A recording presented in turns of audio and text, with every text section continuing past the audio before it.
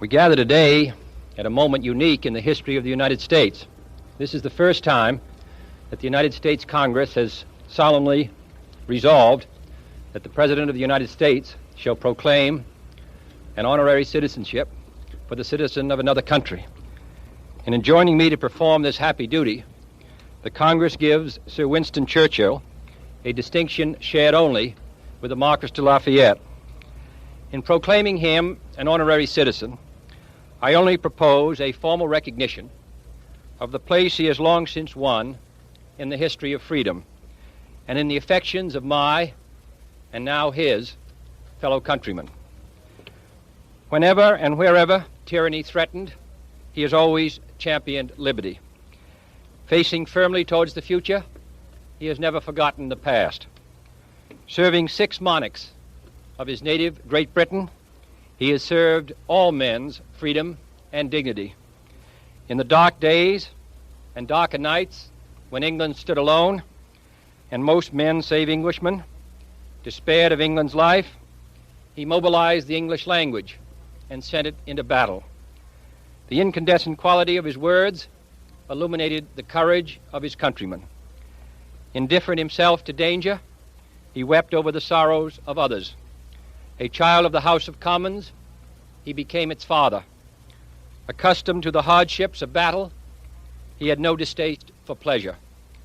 Now his stately ship of life, having weathered the severest storms of a troubled century, is anchored in tranquil waters, proof that courage and faith and zest for freedom are truly indestructible.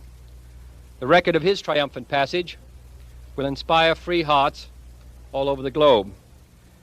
By adding his name to our rolls, we mean to honor him, but his acceptance honors us much more.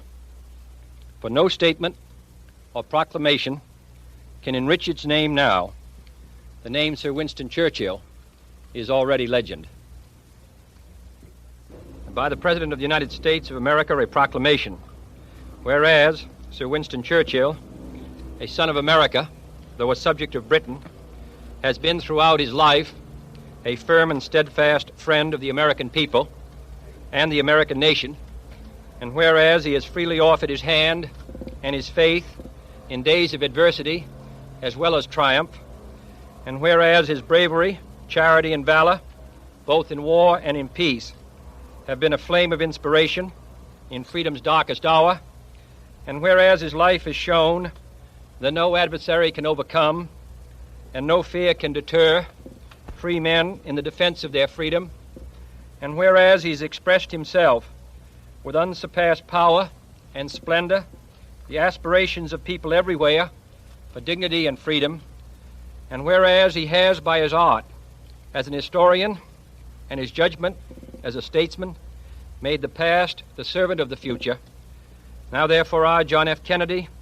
President of the United States of America, under the authority contained in an act of the 88th Congress, do hereby declare Sir Winston Churchill an honorary citizen of the United States of America.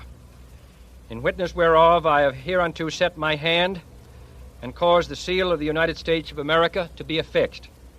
Done at the city of Washington, this 9th day of April, in the year of our Lord 1963, and of the independence of the United States of America, the 187th.